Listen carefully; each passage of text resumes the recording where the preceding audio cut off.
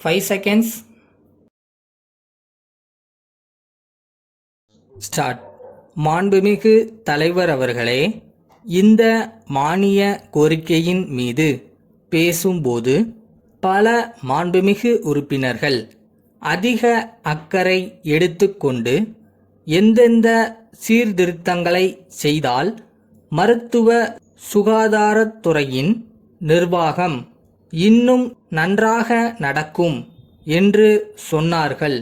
இதற்காக முதலில் எனது மனமார்ந்த நன்றியை தெரிவித்துக் கொள்கிறேன். அவர்கள் கூறிய விஷயங்களுக்கு நான் கூடிய வரையில் பதில் அளிக்கிறேன். முதலாவதாக, நம் நாட்டில் போதுமான மருத்துவ வசதி இல்லை என்றும் கிராமங்களில் மக்கள் மருத்துவ வசதி இல்லாமல் மிகவும் கஷ்டப்படுகிறார்கள் என்றும் சொல்லப்பட்டது. அது உண்மைதான். அதை நான் ஏற்றுக்கொள்கிறேன். எந்த அளவிற்கு மருத்துவ வசதிகளை செய்து கொடுக்க வேண்டுமோ அந்த அளவிற்கு நாம் செய்து கொடுக்கவில்லை. மருத்துவர்கள் நம் நாட்டில் போதிய அளவு இல்லை. மேல் நாடுகளில் ஜனத்தொகைக்கு ஏற்றவாறு போதுமான அளவில் மருத்துவர்கள் இருக்கிறார்கள். நம் நாட்டில் அவ்வளவு மருத்துவர்கள் இல்லை.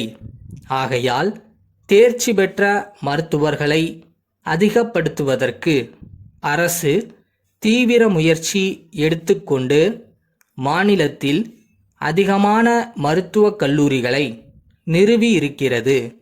இப்போது இருக்கிற நிலைமையில் என்ன செய்யலாமோ அதையெல்லாம் செய்து கொண்டு வருகிறோம்.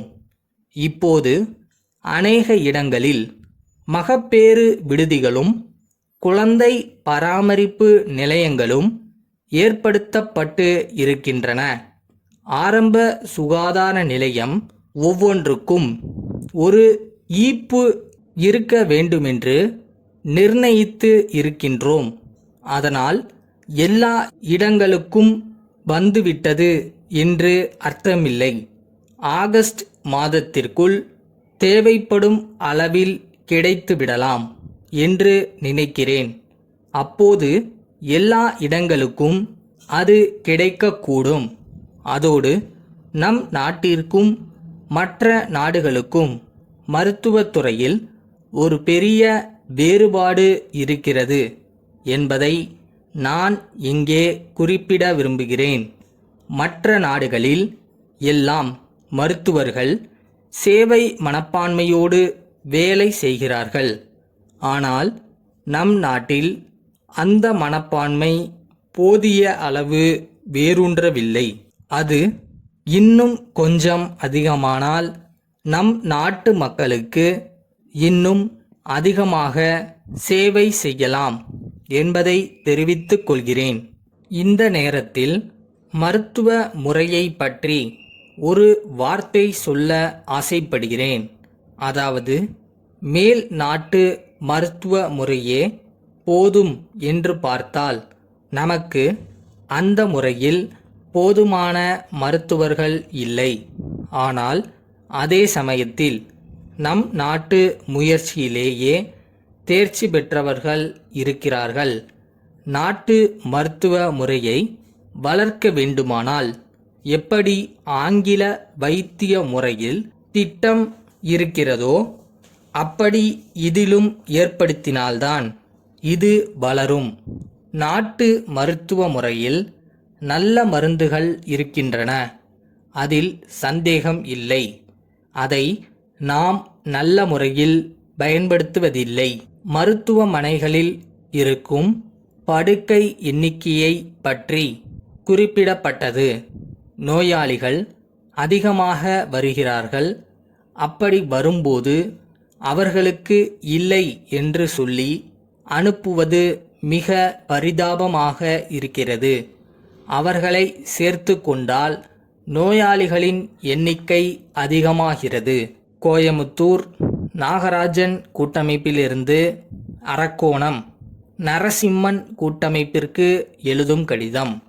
அன்புடையீர், தங்களுடைய 3ஆம் நாளிட்ட கடிதம் கிடைக்கப் பெற்றோம். தாங்கள் கோரியுள்ளபடி தாங்கள் கேட்டுள்ள சரக்குகளில் சிலவற்றை இன்னும் 2-3 நாட்களில் அனுப்புகிறோம். மீதி சரக்குகள் இப்பொழுது எங்கள் கைவசம் இல்லை. உற்பத்தியாளர்களிடமிருந்து அவற்றை கேட்டுள்ளோம். அவை இந்த வாரம் கிடைத்துவிடும் என்று நினைக்கிறோம். அவை வந்து சேர்ந்தவுடன் அவற்றை காலதாமதமின்றி அனுப்பி வைக்கிறோம். இந்த சிறிய காலதாமதத்தை தாங்கள் பொருட்படுத்த மாட்டீர்கள் என்று நம்புகிறோம். தங்களுடைய தொழில் ஆதரவு தொடர்ந்து நீடிக்கும் என்ற நம்பிக்கை நிரம்ப இருக்கிறது. இந்த சந்தர்ப்பத்தில் நாங்கள் இன்னொரு தகவலையும் மகிழ்ச்சியோடு தெரிவித்துக் கொள்ள விரும்புகிறோம். வாடிக்கையாளர்களின் கோரிக்கைக்கு இணங்க புதிய நவீன சரக்குகளையும் விற்பதற்கு முடிவு செய்துள்ளோம்.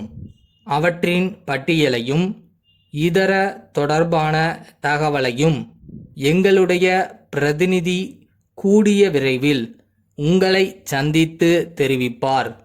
இந்த வாய்ப்பை பயன்படுத்திக் கொண்டு தாங்கள் லாபமடைவீர்கள் என உறுதியாக நினைக்கிறோம். தங்கள் நம்பிக்கையுள்ள